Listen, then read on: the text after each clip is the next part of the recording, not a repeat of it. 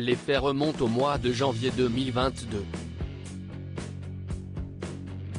Le rappeur Okunyakuri, plus connu sous le nom de Caris, est accusé de violence par son ancienne épouse, et mère de son enfant, Linda P.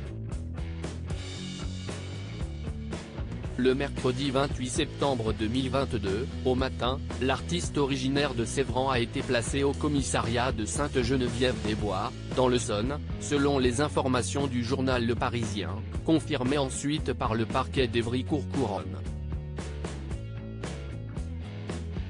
Il va donc avoir l'occasion de s'exprimer à propos des faits qui lui sont reprochés. Il avait, plutôt, répliqué en déposant une plainte pour dénonciation calomnieuse. Ce sera l'occasion de confirmer les violences odieuses et lâches de Caris. Ma cliente l'attendait.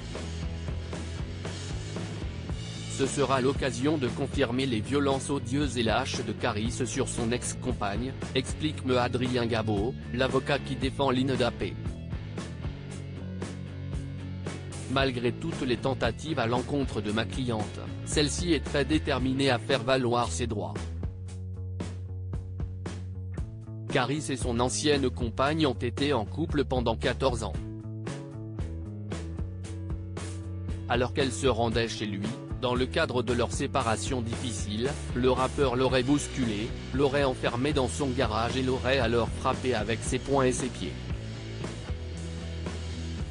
Il l'aurait ensuite poussée vers la sortie en lui jetant les ongles qu'il lui aurait arrachés en la battant.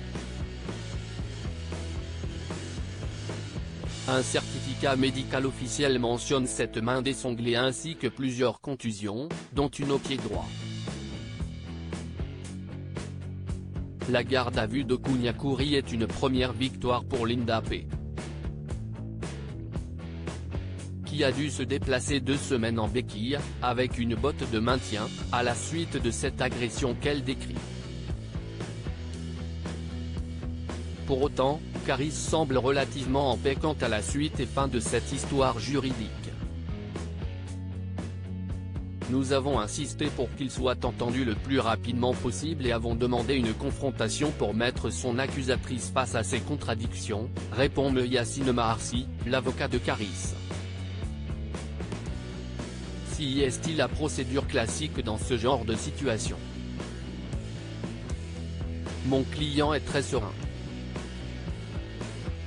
Okunyakuri reste présumé innocent des faits qui lui sont reprochés jusqu'au jugement définitif.